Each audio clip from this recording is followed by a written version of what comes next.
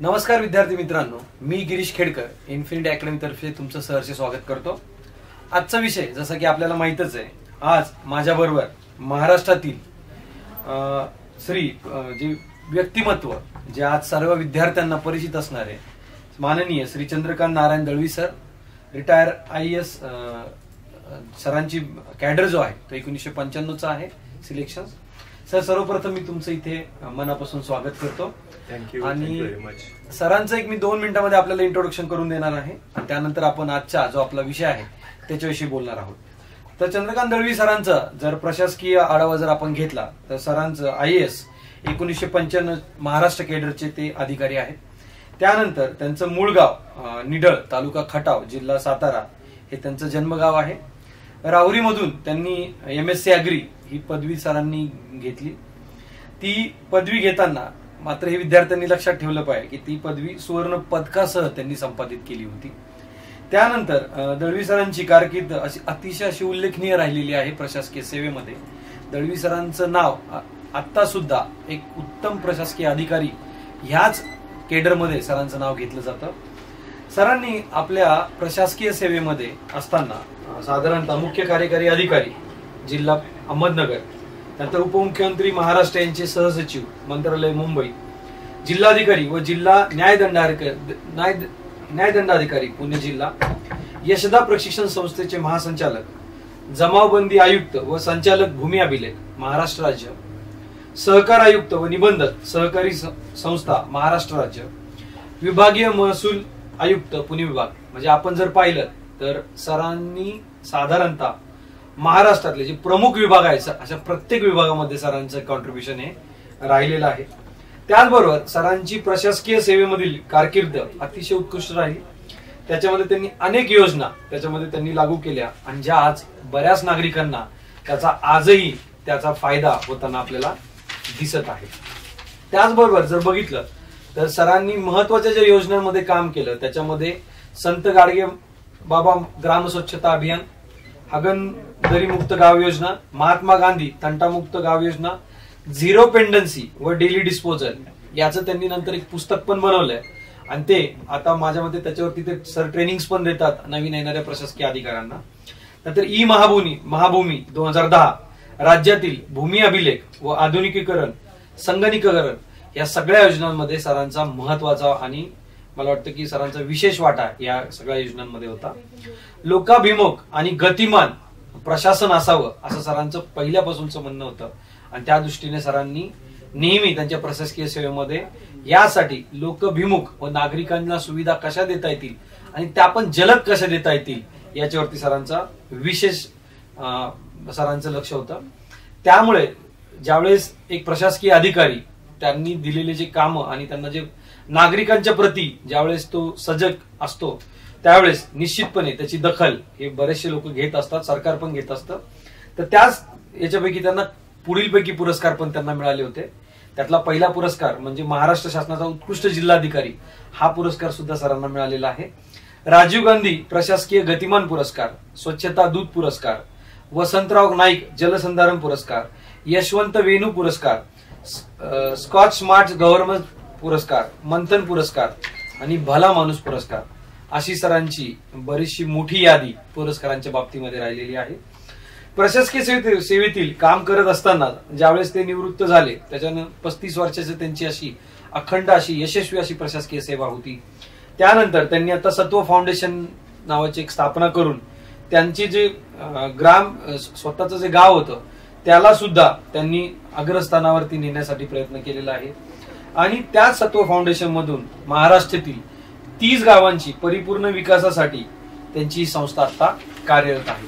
मला वाटतं की हा 2 पानांचा जो सरांचा इंट्रोडक्शन आहे, मला वाटतं हा त्यांच्या प्रशासकीय सेवा आणि त्यांनी केलेल्या कार्यासाठी फार छोटा आहे। मला वाटतं सर याच्यासाठी मी जसं आपल्याला सुरुवातीला म्हणालो की आपल्याला तुम्ही काय होतात आणि विद्यार्थ्यांना तुमचा आदर्श, मला वाटतं त्याच्यावरती आपण अजून एक सेशन घेऊ, त्याच्यावरती आता मी जास्त खोलात जात नाही।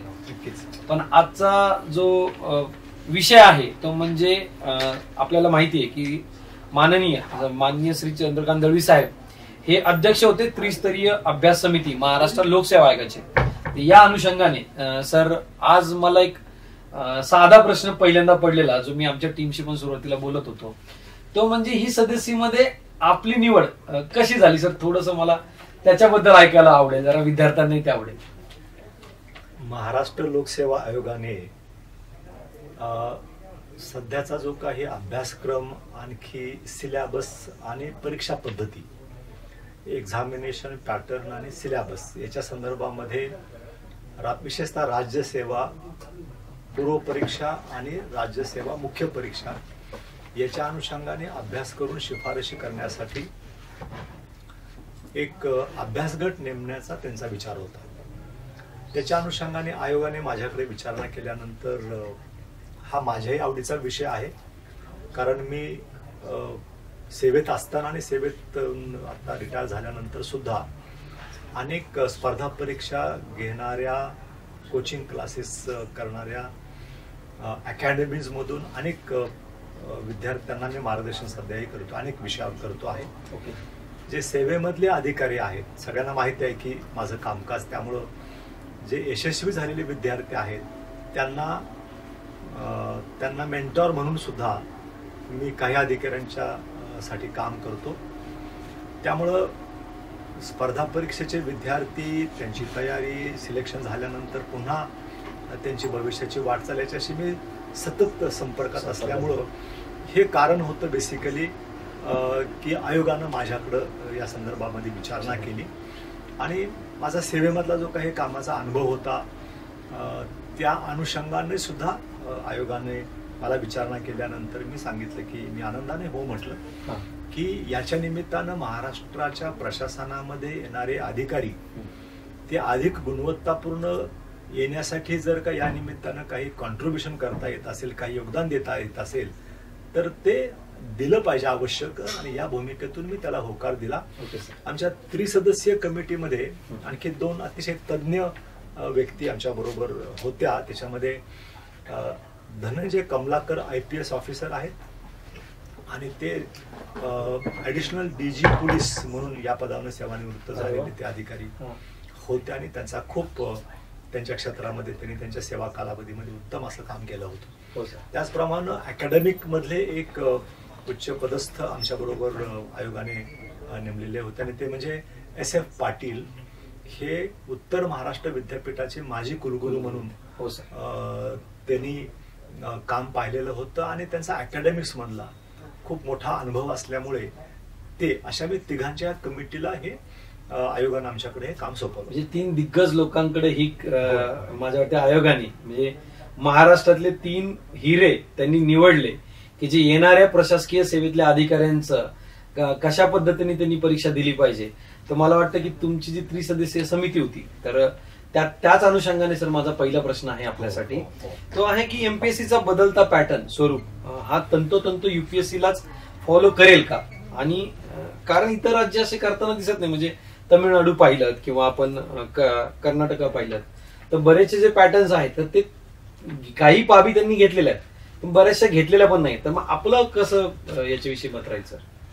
आम्ही जेव्हा हा अभ्यासगट नेमला आणि त्याच्यानंतर जे उद्दिष्ट दिलं होतं त्या उद्दिष्टाच्या अनुषंगानं काम करत असताना आम्ही असं ठरवलं की पहिल्यांदा महाराष्ट्र लोकसेवा आयोगाचा इतिहास काय आहे, त्यांच्या एक्झामिनेशन पॅटर्न्समध्ये आणि त्यांच्या सिलेबसमध्ये काय काय बदल झालेले आहेत त्याचा आम्ही सगळा मागोवा घेतला. त्याच्यानंतर युनियन पब्लिक सर्व्हिस कमिशन कशा पद्धतीनं सध्या काम करत आहे, त्यांनी मागच्या काही 15-20 वर्षामध्ये काय बदल केले, काय त्याच्या पाठीमागची भूमिका होती, ज्याच्यामध्ये निगवेकर समितीनं खूप मोठं काम केलं होतं आणि त्याचे बरेचसे रेकमेंडेशन्स हे UPSCनं स्वीकारलेले आहेत आणि त्याच्यापैकी आता बऱ्याचशा गोष्टी अंमलबजावणीमध्ये आहेत. त्याचबरोबर आम्ही ह्या फक्त दोघांचाच अभ्यास केला नाही तर आपल्या देशामध्ये जे काही राज्य आहेत ह्या प्रत्येक राज्याचा स्वतःचा लोकसेवा आयोग आहे, राज्य लोकसेवा आयोग आहे. बरोबर. आणि त्या सगळ्यांच्या पैकी आम्ही 26 राज्यांचा अभ्यास केला आणि मग त्याच्यानंतर आम्ही ब्रेन स्टॉर्मिंग करून आपल्या राज्यासाठी एक चांगला पॅटर्न आपण याच्यामध्ये रेकमेंड केलेला आहे. 26 राज्यामध्ये परीक्षा पद्धती काय आहे, तिथल्या मुख्य सेवा परीक्षा कशा होतात, तिथल्या मुलाखती कशा होतात, त्यांचा सिलेबस काय आहे, त्यांच्या प्रश्नपत्रिका कशा स्वरूपाच्या असतात, असा खूप आम्ही सखोल अभ्यास 8 महिने अभ्यास आम्ही करत होतो. ऑक्टोबर 21 मध्ये आमची अपॉइंटमेंट झाली होती आणि 2 मेला आम्ही आमचा अहवाल सादर केला. जवळपास 8 महिन्यामध्ये इतका सगळा अभ्यास करून आणि हे काम करण्यासाठी, ही सगळी माहिती मिळवण्यासाठी महाराष्ट्र लोकसेवा आयोगाचे सेक्रेटरी, जॉईंट सेक्रेटरी यांना प्रचंड काम करावं लागलं. कारण आम्हाला जी माहिती पाहिजे आहे ते त्यांनी उपलब्ध करून देण्याचं काम खूप मेहनतीनं केलं आणि या सगळ्या माहिती आम्ही एकत्र केला, अभ्यास केला आणि त्याच्यानंतर महाराष्ट्र लोकसेवा आयोगासाठी हा पण पॅटर्न रेकमेंड केला आहे. ही काही कुठल्या राज्याची कॉपी नाही आहे किंवा केंद्रीय लोकसेवा आयोगाचं टोटो फॉलो करतो आहोत अशातलाही भाग नाही, परंतु एक उद्दिष्ट असंही होतं राज्य लोकसेवा आयोगाने आम्हाला दिलेलं की केंद्रीय लोकसेवा आयोगामध्ये जर का महाराष्ट्राचा टक्का वाढायचा असेल तर त्याच्या दृष्टिकोनातून सुद्धा आपले रेकमेंडेशन असावेत आणि म्हणून आम्ही त्याच्यावर जास्त भर दिला की महाराष्ट्र युपीएससीच्या मार्फत कशा पद्धतीने हे सगळं कामकाज चालतं आणि त्याच्या बाबतीमध्ये जर का आपण सुद्धा जर का ते स्वीकारलं तर ते अधिक उपयुक्त ठरेल. आम्ही अभ्यास करताना असं लक्षात आलं इतर राज्यांनी सुद्धा मोठ्या प्रमाणावर युपीएससीचा सिलेबस आणि युपीएससीचा एक्झामिनेशन पॅटर्न फॉलो केलेला आहे मोठ्या प्रमाणावर, विशेषतः मोठ्या राज्यांनी तर इन टोटो फॉलो केलेला आहे. त्यामुळे आपल्या राज्याचा सुद्धा रेकमेंड करत असताना आम्ही युपीएससीच्या ह्या सगळ्या कामकाजाचा आढावा घेतला, आपल्या राज्यात देशातील महत्त्वाच्या आयोगांचा अभ्यास केला आणि मग आपण हा पॅटर्न रेकमेंड केलेला आहे. त्यामुळे तो टोटो फॉलो केला असं म्हणता येणार नाही. महाराष्ट्राशी लागणारे जेवढे काही त्याच्यातले बदल आहेत ते त्याच्यामध्ये दिलेले आहेत. मात्र उद्देश हा होता की जी आत्ताची परिस्थिती आहे की महाराष्ट्र लोकसेवा आयोगाची परीक्षा राज्य सेवा परीक्षेची तयारी करणाऱ्या विद्यार्थ्यांना युनियन पब्लिक सर्व्हिस कमिशनची परीक्षा देताच येत नाही. बरोबर. कारण दोघांच्या मध्ये एवढा फरक आहे की महाराष्ट्राची मुख्य परीक्षा ही ऑब्जेक्टिव्ह आहे आणि युनियन पब्लिक सर्व्हिस कमिशनची ही डिस्क्रिप्टिव्ह आहे.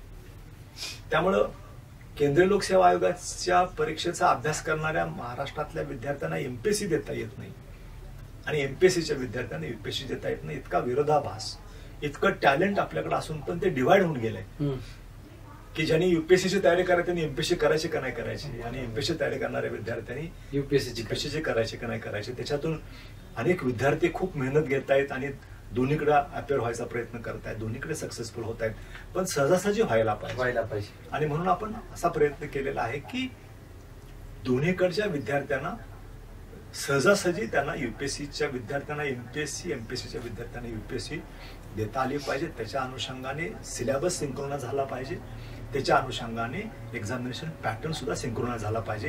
ही खबरदारी शिफारशी करताना घेतण्यात आली होती. म्हणजे विद्यार्थी मित्रांनो, आपण जर पाहिलं तर सरांना जसं प्रशासकीय सेवेमध्ये 35 वर्ष काम करताना 0 पेंडन्सी होती, त्याच पद्धतीने आता ज्यावेळेस मी ऐकतोय की युपीएससीला फॉलो करणं 28 राज्यांमध्ये कशा पद्धतीने एक्झाम घेतली जाते, त्या युपीएससीनी कुठल्या समितीच्या शिफारशी घेतल्या होत्या. मला वाटतं एवढं सगळं मोठं काम सरांनी एक अवघ्या 8 महिन्यामध्ये प्रचंड मेहनत करून कम्प्लीट केलं. त्यासाठी तर विशेषतः सर आपले आभार. कारण हे मला पहिल्यांदाच समजलं, मलाही माहित नव्हतं सर ही गोष्ट. खरंच तुमचे त्याच्यासाठी आभार.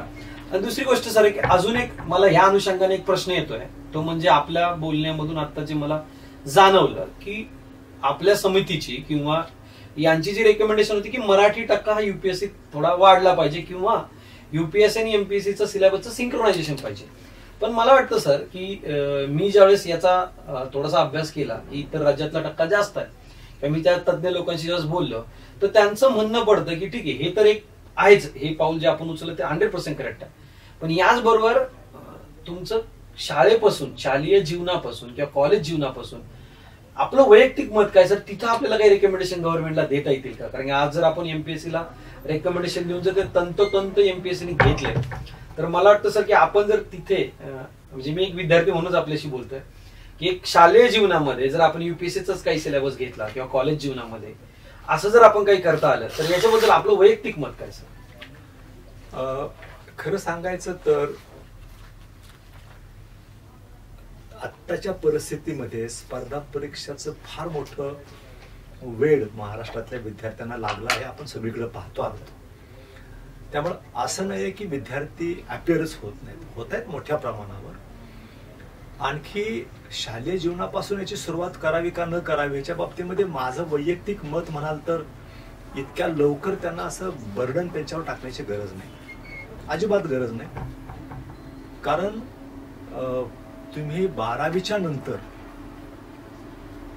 याचा विचार केला पाहिजे आणि ग्रॅज्युएशन होण्यापूर्वी ठाम निर्णय केला पाहिजे की स्पर्धा परीक्षा द्यायची की नाही द्यायची. त्यामुळे स्पर्धा परीक्षेची तोंड ओळख होणं इथपर्यंतच ज्युनियर कॉलेजेसपर्यंत ठीक आहे. सिनियर कॉलेजेसला गेल्यानंतर विद्यार्थ्यांनी जरूर ठरवलं पाहिजे फर्स्ट इयरमध्येच की आपण तयारी करायची का नाही करायची.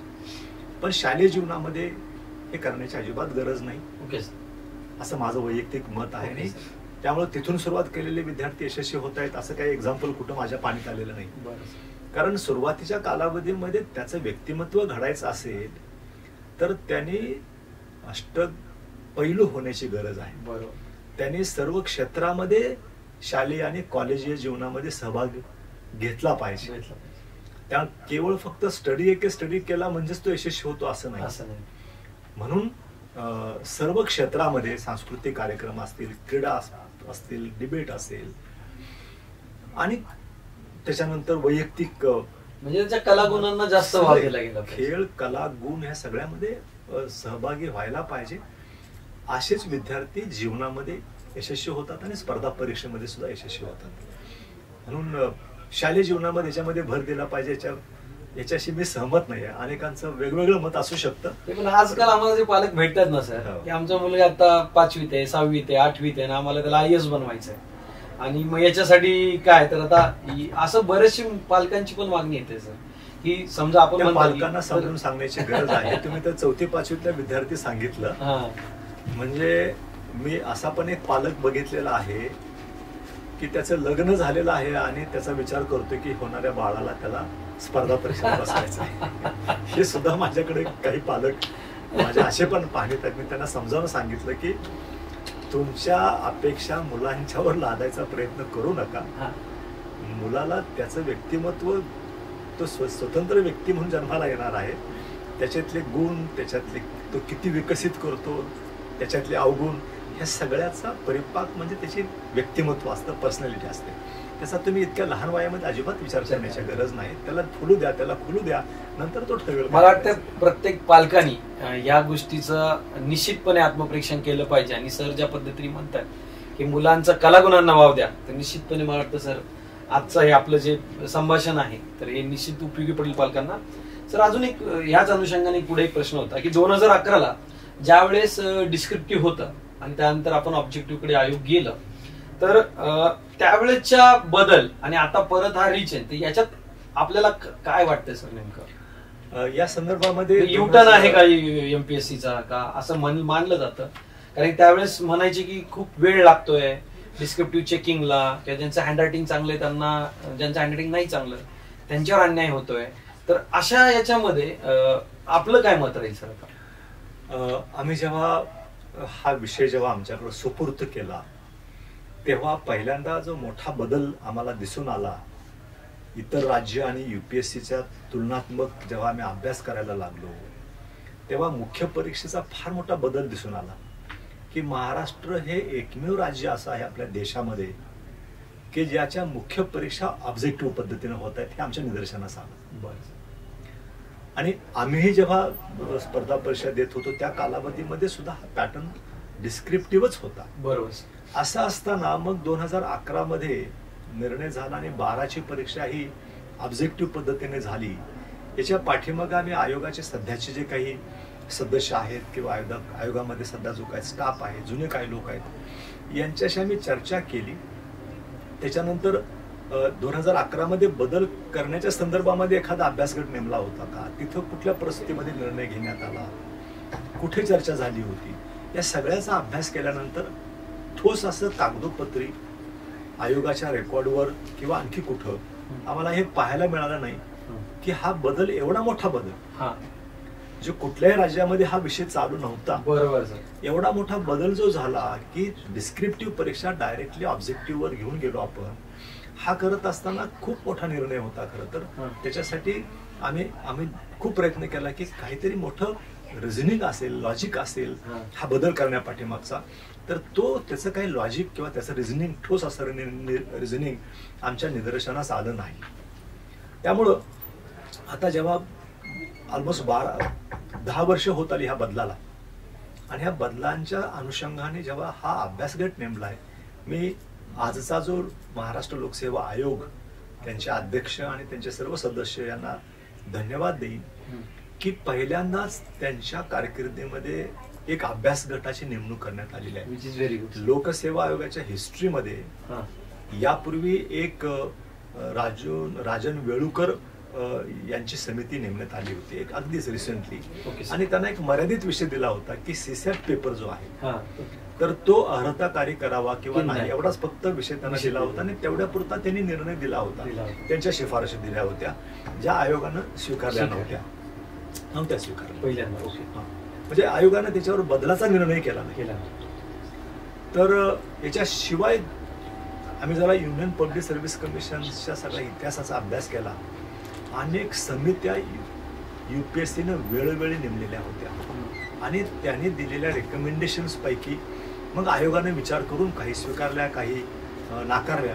असं एक खूप मोठं स्थित्यंतर UPSCमध्ये खूप मोठ्या प्रमाणावर अभ्यास करून, विचारविनिमय करून, स्टेक होल्डर्सना विश्वासात घेऊन बदल केल्याचं दिसलं युनियन पब्लिक सर्व्हिस कमिशनमध्ये. पण महाराष्ट्र लोकसेवा आयोगाच्या बाबतीमध्ये असा कधीही यापूर्वी प्रयत्न झाला नव्हता जो आता झाला. Okay sir. आणि आमची ही 3 कमिटी नेमून आम्हाला खूप मोठं मॅन्डेट दिलं की सर्वच अँगलनी तुम्ही विचार करा आणि एक चांगला पॅटर्न कसा असला पाहिजे महाराष्ट्रासाठी तो रेकमेंड करायला त्यांनी आम्हाला सुचवलं. म्हणून या सध्याचे अध्यक्ष आणि सध्याचा जो काही बोर्ड आहे, MPSCचे सदस्य आहेत, त्यांनी हा निर्णय घेतल्यामुळे मग आम्ही इतक्या सखोलपणे त्याचा अभ्यास केला.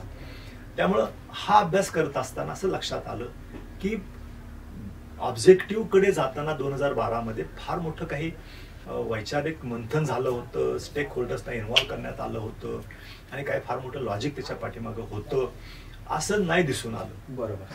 तुम्ही आता जे त्याच्या अनुषंगाने 2-3 मुद्दे उपस्थित केले होते की डिस्क्रिप्टिव्ह परीक्षांचे पेपर तपासण्याला होणारा विलंब किंवा हस्ताक्षर ज्याचं चांगलं आहे त्याला अधिक चांगले मार्क मिळत होते, असं जे काही मुलांच्या मध्ये हा जो काही परसेप्शन आहे तसं प्रत्यक्ष रेकॉर्डवर काहीही नाही, काही नाही. त्याच्यामुळं आता हा जो काही बदल आपण केला आहे तो करत असताना खूप सारासार विचार केला, इतर राज्यांचा, UPSCचा, आपल्या राज्याचा अभ्यास करून भविष्यवेधी अशा प्रकारच्या ह्या रिकमेंडेशन्स केलेल्या आहेत आणि आयोगाने त्या स्वीकारलेल्या आहेत आणि त्याची अंमलबजावणी सुद्धा सुरू केलेली आहे. तर हे फार मोठं आणखी एका कारणासाठी आयोगाला धन्यवाद दिले पाहिजे की इनिशिएटिव्ह घेतला आणि अहवाल आल्यानंतर त्याच्यावर ताबडतोबीने निर्णय घेतला आणि ते लागू पण केला. असं होत नाही कुठल्याच अहवालाच्या बाबतीमध्ये. यासाठी सुद्धा महाराष्ट्र लोकसेवा आयोगाला धन्यवाद दिले. बरोबर. बऱ्याचशा कमिट्यांचे रिपोर्ट असं मांडलं जातं पॉलिटिक्समध्ये की घेतले जातात आणि त्याच्यावर अंमलबजावणी होत नाही किंवा ते इम्प्लिमेंट गव्हर्नमेंट करत नाही. याच अनुषंगाने सर अजून एक प्रश्न येतो मुलांच्या मनामध्ये, तो हा की समजा आपण सगळा 28 राज्यांचा अभ्यास केला, UPSCचा केला आणि मध्यंतरी MPSCने त्याच्यावरती अटेम्प्टचं एक दिलं होतं की समजा ओपन कॅटेगरी असेल तर 6 असेल, कास्टवाल्यांना 9 दिल्या होत्या किंवा SC/ST अनलिमिटेड होत्या. पण त्याच्यानंतर त्यांनी परत तो निर्णय बदलला की आता अटेम्प्टचं ठेवलं नाही. तर याविषयी सर आपलं काही त्या समितीने काही रेकमेंडेशन दिलं होतं का नंबर ऑफ अटेम्प्ट्सवर? नाही, या विषयामध्ये आमचं काही रेकमेंडेशन नव्हतं किंवा हा आमच्या मॅन्डेटचा पण भाग नव्हता. परंतु आता जो काही एकंदरीत आमच्या शिफारशी लागू केल्याच्या अनुषंगाने हा मुद्दा उपस्थित झाल्यामुळे असं वाटतं की या रेकमेंडेशनचा भाग होता म्हणून. परंतु असं नव्हतं. लोकसेवा आयोगाने हा योग्य निर्णय केला असं माझं मत आहे. कारण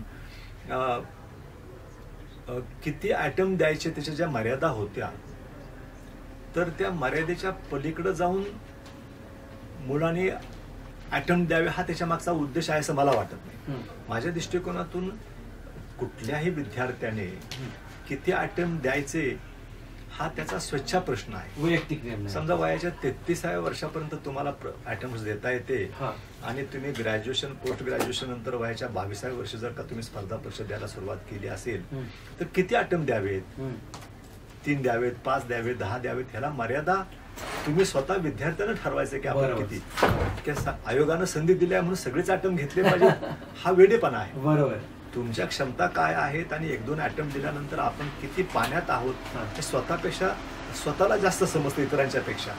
त्यामुळं अटेम्प्ट्स दिलेले आहेत मॅक्झिमम म्हणून तुम्ही ते घेतले पाहिजेत हा मुद्दा नाही. माझ्या दृष्टिकोनातून याच्यामध्ये असं आहे की ज्या लोकांना शासनाने मर्यादा दिलेली आहे, मागासवर्गीय असतील, आदिवासी असतील, ओबीसी असतील, यांच्यासाठी जी संधी दिलेली आहे वयाच्या मर्यादेपर्यंत, तर ती आणि दिलेले अटेम्प्ट्स हे याचा विरोधाभास माझ्या दृष्टिकोनातून होता. म्हणजे एका बाजूला त्याला मी वयाची संधी पण देतो की 33 वर्षापर्यंत अपियर हो, आणि दुसऱ्या बाजूला सांगतो की नाही तुला 5 पेक्षा जास्त अटेम्प्ट देता येणार नाही. हा विरोधाभास काढून टाकण्याची गरज आहे. आता प्रश्न असा आहे की आपण अनेक विद्यार्थी पाहिले असतील की अनेक विद्यार्थी नोकरी करतात, 2 वर्ष 4 वर्ष नोकरी केल्यानंतर त्यांना असं वाटतं की आपण सुद्धा स्पर्धा परीक्षा दिली पाहिजे, स्पर्धा परीक्षेच्या निमित्तानं प्रायव्हेटमध्ये जाऊन परत असं वाटायला लागतं झालं. तर ज्यांना असं वाटतं ते एज लिमिटमध्ये आहेत तोपर्यंत, मग ते नोकरी करत असू दे किंवा कुठल्याही फील्डमध्ये असू दे, त्याला असं वाटलं की नाही मला स्पर्धा परीक्षा देऊन पुन्हा या श्रेणीमध्ये यायची संधी मला घ्यायची आहे, तर त्याच्यासाठी हा निर्णय अतिशय योग्य आहे. एखादा विद्यार्थी 27व्या वर्षी पण प्रयत्न करतो आणि दुसऱ्या तिसऱ्या अटेम्प्टमध्ये यशस्वी होतो. UPSC आणि MPSC मध्ये अशा अनेक उदाहरणं आपण पाहिलेली आहेत. आणि म्हणून कुठल्याही विद्यार्थ्याने किती अटेम्प्ट्स घ्यावे माझ्या दृष्टिकोनातून 3 पेक्षा अधिक घेऊ नये. बरोबर. आणि तिसऱ्या अटेम्प्टमध्ये एखादा फार अल्प मार्कासाठी जर का तो त्याची संधी हुकली असेल तरच त्यांनी चौथ्याचा विचार करावा, तरच त्यांनी 5व्याचा विचार करावा. अन्यथा 5च्या पुढे जाण्याचा पॉईंट नाही. आणि म्हणून हे जे काही वयोमर्यादा बदललेली आहे त्याच्यामुळे उशिरा प्रयत्न करणाऱ्या लोकांच्यासाठी ती संधी आहे, किंवा 2 अटेम्प्टमध्ये 3 अटेम्प्टमध्ये त्यांनी सोडून दिले असं पण होऊ शकतं. की विद्यार्थ्यांच्यासाठी खरं म्हणजे आयोगाचं कामकाज अतिशय शिस्तबद्ध पद्धतीनं, नियमबद्ध पद्धतीनं, वेळापत्रकाप्रमाणे चाललं पाहिजे ही अत्यंत आवश्यक असलेली बाब आहे. कारण मुलं 3-3, 4-4 वर्ष आपल्या आयुष्यातली तयारीसाठी देतात. तर जसं युनियन पब्लिक सर्व्हिस कमिशनचं टाइम टेबलप्रमाणे कामकाज चालतं, तशाच पद्धतीनं महाराष्ट्र लोकसेवा आयोगाचं सुद्धा कामकाज चाललं पाहिजे. याच्या अनुषंगाने सुद्धा आम्ही काही शिफारशी केलेल्या आहेत. तो आजचा विषय नाही, परंतु आपण सांगितल्याप्रमाणे आपण आपला हा आता जो विषय मला तुम्ही सांगितला त्याचा काय विषय होता? तो हा होता की सर ऑब्जेक्ट डिस्क्रिप्टिव्हचा जो विषय आहे, हा विलंब लागेल का, निकाल लागण्यासाठी विलंब लागेल, त्याच्याशीच मी आपल्याशी मी बोलत होतो की ऑब्जेक्टिव्ह टेस्टच्या संदर्भामध्ये अशी पद्धत आहे की की पब्लिश केली जाते, आन्सर की पब्लिश केली जाते आणि त्याच्यानंतर तुम्हाला तुमच्या परफॉर्मन्स लगेच जज करता येतो. तर ते अतिशय वेगानं जाण्यासाठीची ही प्रक्रिया होती. आम्ही रेकमेंडेशन करत असताना याच्या बाबतीमध्ये डिस्क्रिप्टिव्ह परीक्षा चे रिझल्ट वेळेवर लागणं, इम्पार्शली लागणं, कुणाला आवास्तव जास्त सोपा म्हणजे आवास्तव फायदा झाला सिस्टीमचा असं न होणं. जसं जे ऑब्जेक्टिव्ह मध्ये लोकांना खात्री असते की मी आन्सर बरोबर दिला असेल तर मला बरोबर मार्क मिळणार आहे. तर या अनुषंगाने आम्ही पाहिलं की डिस्क्रिप्टिव्ह पेपर तपासण्याच्या संदर्भामध्ये कालावेळ होता कामा नाही. आणि त्याचबरोबर डिस्क्रिप्टिव्ह पेपर्स तपासणी करत असताना एखादा परीक्षक, एखादा इव्हॅल्युएटर लिबरली मार्क देतो, एखादा परीक्षक फार स्ट्रिक्टली तपासणी करतो. ही नॅचरल प्रवृत्ती प्रत्येकाची वेगवेगळी असू शकते.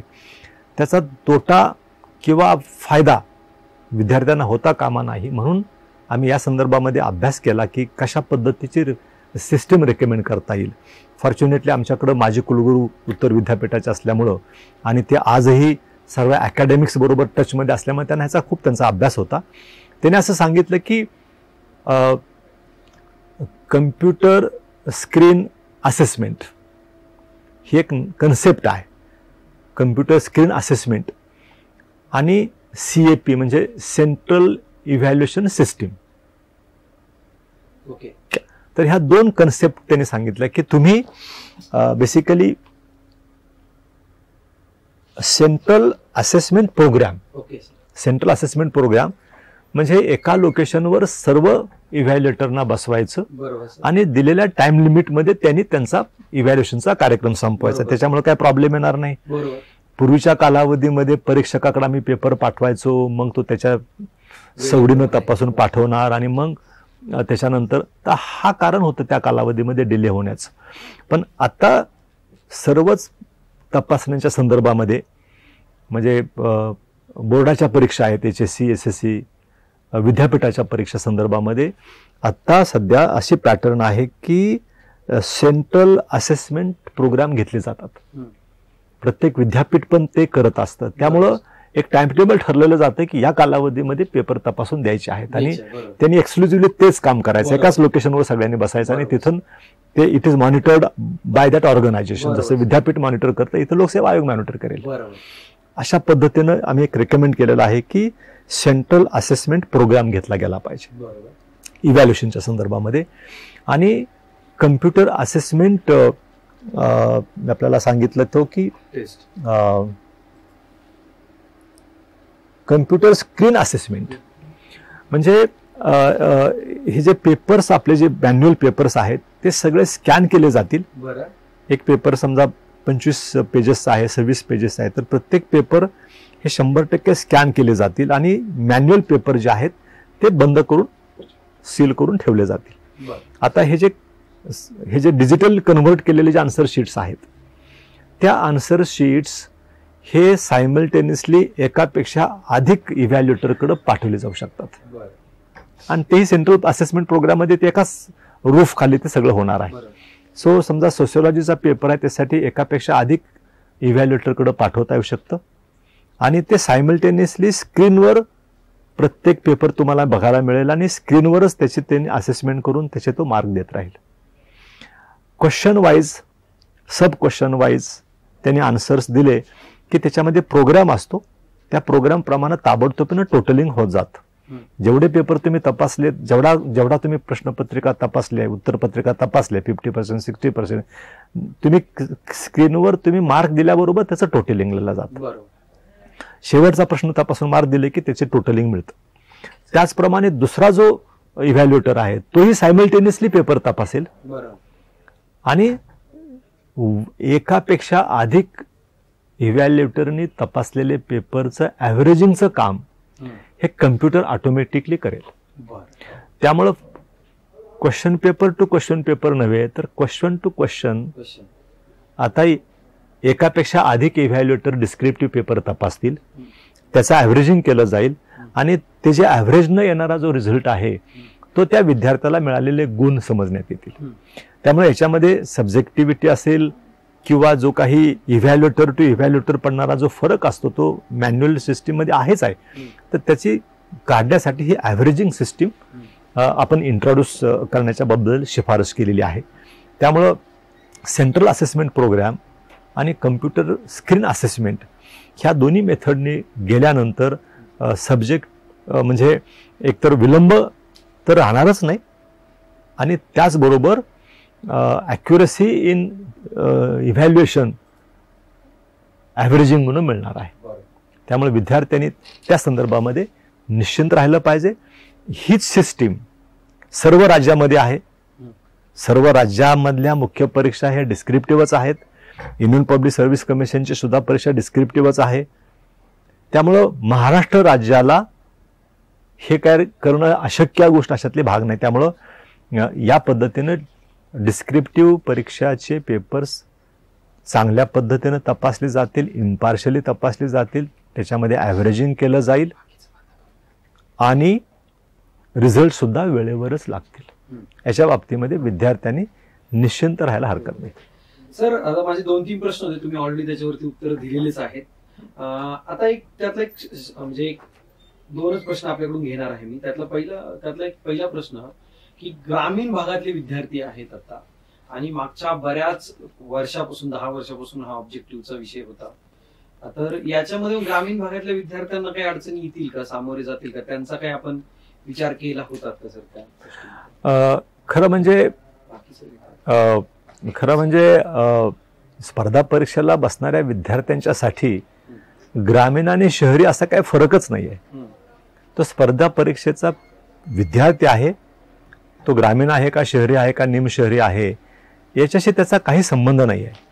आणि आजही शहरामध्ये येऊन ग्रामीण भागातले विद्यार्थी शहरामध्ये येऊनच अनेक ठिकाणी अभ्यास करतायत, विचारविनिमय करूनच ते करत असतात. त्यामुळं स्पर्धा परीक्षेच्या विद्यार्थी तो ग्रामीण आहे म्हणून त्याला अडचण आहे आणि शहरी आहे म्हणून त्याला इझी जाणार आहे, बदललेला पॅटर्न याच्याशी त्याचा काही संबंध नाही आहे. त्यामुळं तो इश्यूच नाही आहे, कारण सगळ्यालाच बदल लागू केला जाणार आहे. त्यामुळं या बदलाच्या बद्दल आणखी एक आपल्याला सांगायला हरकत नाही की स्पर्धा म्हणजे आपण जर का बोर्डाचे पेपर पाहिले तर ते सगळे डिस्क्रिप्टिव्हच असतात. ग्रॅज्युएशनचा पेपर डिस्क्रिप्टिव्ह असतो, त्याच्यानंतर पोस्ट ग्रॅज्युएशनचे पेपरसुद्धा डिस्क्रिप्टिव्हच असतात. त्यामुळे डिस्क्रिप्टिव्ह परीक्षा पद्धतीच खरं तर आपण आत्तापर्यंत देत आलो आहोत. फक्त एकच आपल्या देशामध्ये आणि राज्यामध्ये अशी परीक्षा पद्धती होती की मुख्य परीक्षा ही गेले 10 वर्ष ऑब्जेक्टिव्ह टाईपची होती. त्यामुळं आम्ही पारंपरिक पद्धतीनं वर्णनात्मकच पेपर देत आलो आहोत आणि त्याच्याशी अकोमोडेट होणं शहरी किंवा ग्रामीण विद्यार्थ्यांना काही संबंध नाही आहे, ते सहज अकोमोडेट होऊ शकतात. सर काही आता आपलं चालू असताना काही जणांनी ऑनलाईन पण आपले प्रश्न विचारतात. विशाल आहेत, अमित आहेत, गणेश आहेत, सचिन आहेत, भाग्यश्री मॅडम आहेत, पाटील अशोक आहेत, विजय आहेत, मनोज आहेत आणि शीतल. तर आता जेव्हा मी त्यांचे प्रश्न वाचतोय तर याच्यामध्ये विशाल सरांचं असं म्हणणं आहे की आपला मुद्दा बरोबर आहे की एमपीएससी आणि युपीएससी एकच असावं, महाराष्ट्राच्या मुलांचा युपीएससी टक्का वाढला पाहिजे. पण आताच्या परीक्षा आम्ही ऑब्जेक्टिव्हची तयारी करत होतो, याने असं नाही होणार का की जे 2-3 वर्षापासून युपीएससी करतायत त्यांनाच ह्या परीक्षांचा आता फायदा होईल, आम्ही जे ऑब्जेक्टिव्हची तयारी करतो आम्हाला तोटा होईल, असं त्यांचं थोडक्यात म्हणण्याचा टोन आहे. बेसिकली या पहिली जी परीक्षा दिली जाणार आहे 22 मधली, तर ही तर ऑब्जेक्टिव्ह पद्धतीनेच आपण करणार आहात. त्यामुळे नेक्स्ट इयरची परीक्षा आहे तर तुम्हाला आजपासून 1.5 वर्षाचा कालावधी मिळतो आहे. आणि त्याच्यामुळं advantage union public service commission देणाऱ्या विद्यार्थ्यांना आहे का नाही, हा बेसिकली मुलं की सरसकट सगळे विद्यार्थी युपीएससी करणारे एमपीएससीला बसतीलच असं मानायचं काही कारण नाहीये. बेसिकली युपीएससीचा विद्यार्थी आहे तो वेगळा आहे, तो युपीएससीचा अभ्यास करतो आहे. आपण ॲडव्हान्टेज याच्यामध्ये बघतो आहे की एमपीएससीला ज्या विद्यार्थी ऑब्जेक्टिव्हला तयारी करत होते त्या विद्यार्थ्यांना जर का युनियन पब्लिक सर्व्हिस कमिशनला भविष्यामध्ये बसायचं असेल तर त्याला ॲटपार जर का पॅटर्न राहिला, ॲटपार जर का अभ्यासक्रम राहिला, ॲटपार जर का वैकल्पिक विषय राहिले तर युपीएससी सुद्धा एमपीएससीच्या विद्यार्थ्यांना द्यायला सोपं जावं, हा याच्यातला बेसिक मुद्दा आहे. त्यामुळे युपीएससी करणारे सगळेच विद्यार्थी इकडे बसणार असं मानायचं काही गरज नाही आहे बेसिकली, किंवा एमपीएससी करणारे सगळेच विद्यार्थी युपीएससी देणार असं मानायचं काही गरज नाही. ज्यांना ज्यांना ऑप्शन घ्यायचं आहे त्यांच्यासाठी हे कन्व्हिनियंट असावं, हा त्याच्या पाठीमागची भूमिका आहे.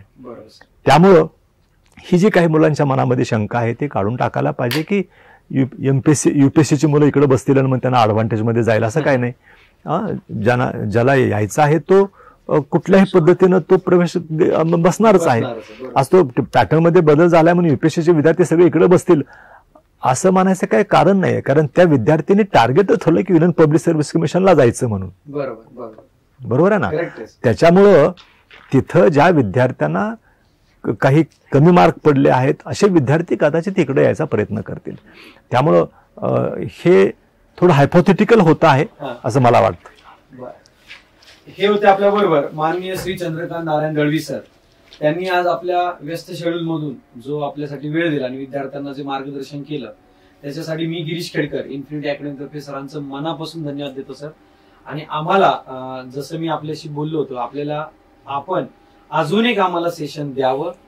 थोडासा आता इथे पाऊस खूप आहे, तुम्हाला माहिती, थोडा लाईटीचा थोडा जाते येते, थोडासा आमच्या प्रेक्षकांना किंवा विद्यार्थ्यांना थोडासा त्रास झाला असेल त्याच्याबद्दल क्षमस्व. बट सर परत एकदा सरांची मी परत एकदा वेळ घेतलेली आहे. सरांनी मला तीही कबूल केलेली आहे की मी परत एक वेळ देईल आणि आपण लवकरच सर याच्यावरती परत एक दुसरं सेशन निश्चित मला करायला आवडेल. धन्यवाद सर. धन्यवाद. Thank you very much. थँक्यू. अशाच प्रकारच्या दर्जेदार व्हिडिओजसाठी आत्ताच आमचे यूट्यूब चॅनल सबस्क्राईब करा व नोटिफिकेशन्स मिळवण्यासाठी बेल आयकॉन प्रेस करा.